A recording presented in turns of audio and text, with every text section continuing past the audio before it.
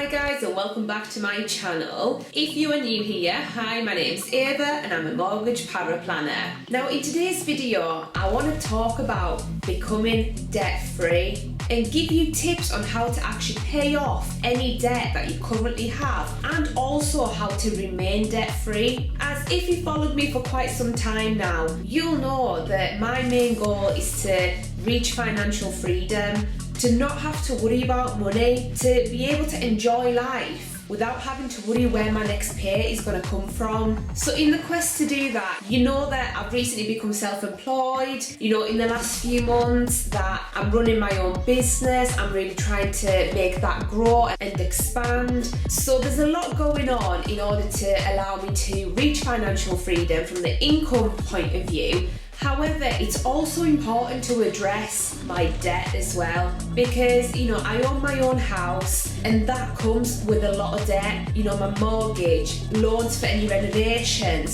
stuff like that. So I do actually have more debt than people actually realise, and also stuff like your car and stuff like that. But that will become a lot more clear when you actually see my budgeting video, which will come out soon for the month of January, and that will just show you how much debt I actually have and why it's important for me to become debt free. So as I said, this video was, I guess, prompted by the fact that I need to pay off my own debt. So if I can give you guys some tips on how you can do that as well, then we're both winning. So without further ado, let's jump right into the video.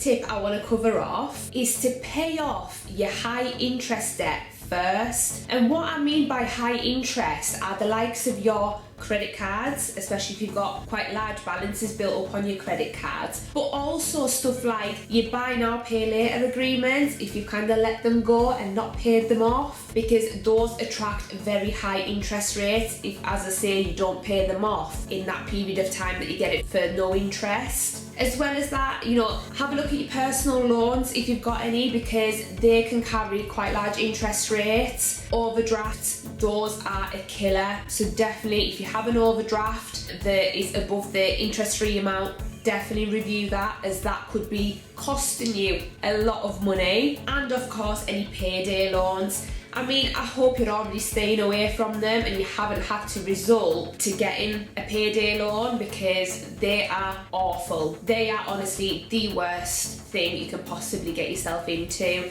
So if you haven't got a payday loan, don't ever consider it, is my recommendation. So yeah, concentrate on paying those debts with the highest interest rate first, because ultimately that is gonna save you money in the long run and give you more money to pay off your other debts. So if we just concentrate on, let's say, a credit card, the best way to actually pay that off early is by switching to a 0% credit card. Do like a balance transfer. Obviously, it's only if you're eligible for a 0% transfer card, so do check that out. There's loads of websites out there that allow you to check your eligibility for those things. So definitely have a look at that, because it could save you so much money, as the repayments that you're making at the minute, they'll probably just be covering the interest. But if you switch to a 0% card, that will mean that all your repayments are actually reducing the balance on those, so you'll pay it off much quicker. Now, tip number 2 is what I'm doing basically at the moment, and that's to overpay either your mortgage or your personal loan. Obviously, providing that your current lender actually allows you to do that, because not all of them do. So do bear that in mind and make sure you check that with them first. However, if you're able to overpay, definitely do so. If you've got the means to do it and you've got the ability to do it, because once again, it's gonna save you money in the long run, and it's gonna reduce the balance a lot faster, so you'll become debt free a lot quicker. So get in touch with your lenders and inquire about making additional overpayments. Now, I won't lie, tip number 3 will probably feel like a personal attack on you, but I promise it's not. It's to stop buying the things you don't need. And let's face it, we are all guilty of it. We are all guilty of just buying things because they're there, because you see it and you fancy it. But ultimately, when you ask yourself, Do I actually need it? I bet you the answer is no. So what I would say in this regard is apply the 72-hour rule, which is basically don't buy that item for 72 hours. And if after that time you still really want it, then obviously make provisions to get it. But within that 72 hours, ask yourself, right, how will this benefit my life? How is this going to help me reach my goals faster? As becoming debt-free is ultimately about sacrifices, and it's not an easy journey, it is not an easy road. You are going to have to make sacrifices. So do bear that in mind. Now tip number 4 kind of follows on from what I mentioned at the start of my video with regards to buy now, pay later agreements. Because don't get me wrong, I make full use of the buy now, pay later agreements because it helps you, spread the cost over a few months and you're not paying any interest on that. However, the important thing here is to always pay them off on time. So if, for example, you get 3 months of interest-free deferral, make sure you set a reminder so you pay that off on time. Otherwise, they do charge extremely high rates of interest, so that will soon add up without you even realising. And honestly, the best way to track that is just to set up a reminder in your phone. So on the day that you purchase the item, simply pop a reminder in your calendar for a week before the final payment is due to make sure it is all paid off. And also, please bear in mind that you should actually have the money there for the item that you are buying.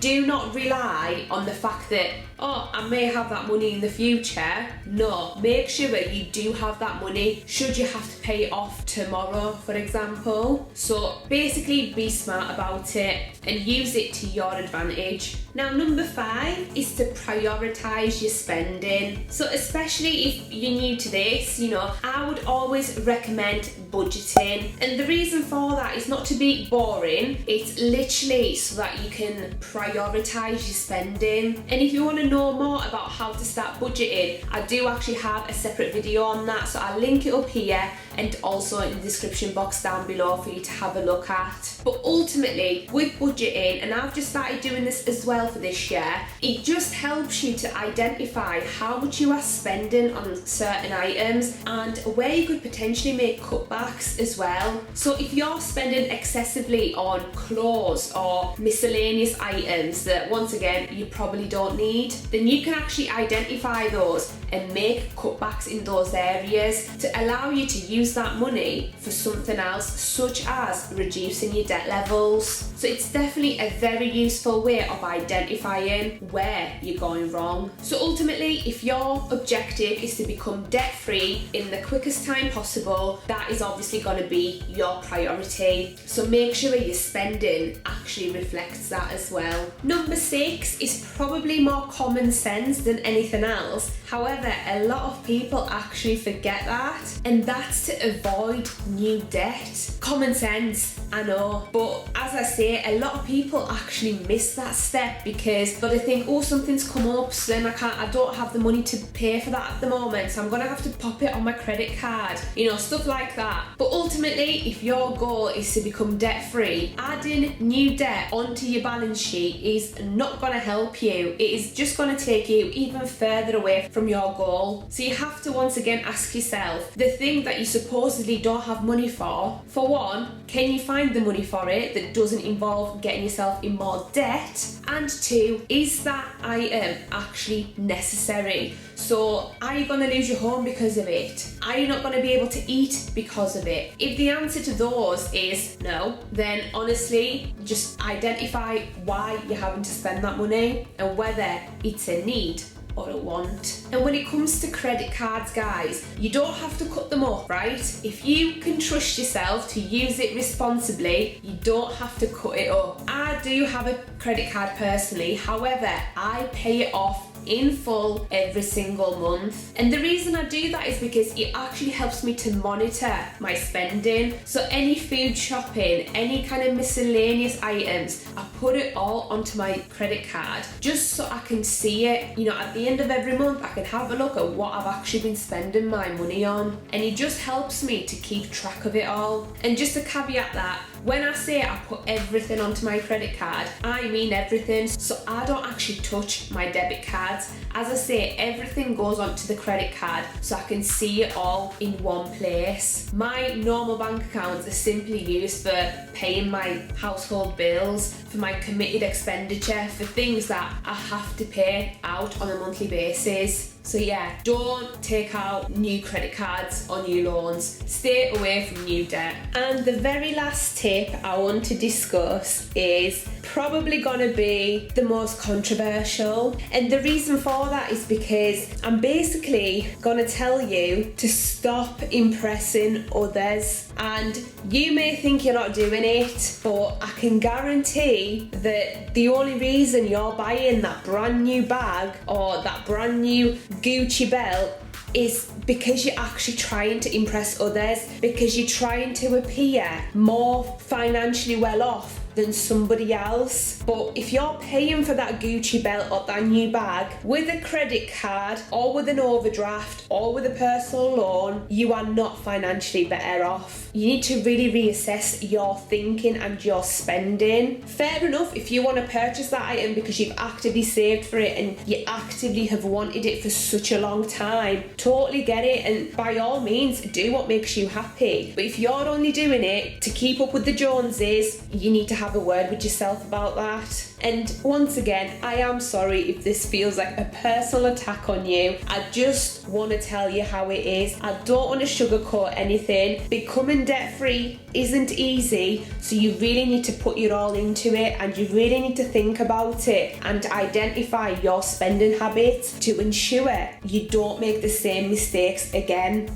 So that is it for today's video, guys. I think you can all see how passionate I am about this subject, and the reason for that is obviously because it's one step closer to become financially free and, you know, gain that financial independence, not having to worry about your monthly loan repayments or your monthly debt repayments. And if my journey and my tips help you to become financially free, then I've done my job. So if you are serious about this, please take those tips into account and really try and apply them to your day-to-day life. But ultimately, if you're not subscribed already, I would love it if you joined me on my journey to financial freedom and to ultimately becoming a millionaire by the time I'm 30, as that's the goal that I've had in mind for quite a long time now. So if you want to see my successes and my failures, I document them all. By all means, subscribe to my channel and join me on my journey. So with that being said, if you like this video, please give it a big thumbs up, as it really helps my channel to grow and reach more people. And thank you for watching, and I'll see you guys back on Monday with a brand new video. Bye guys.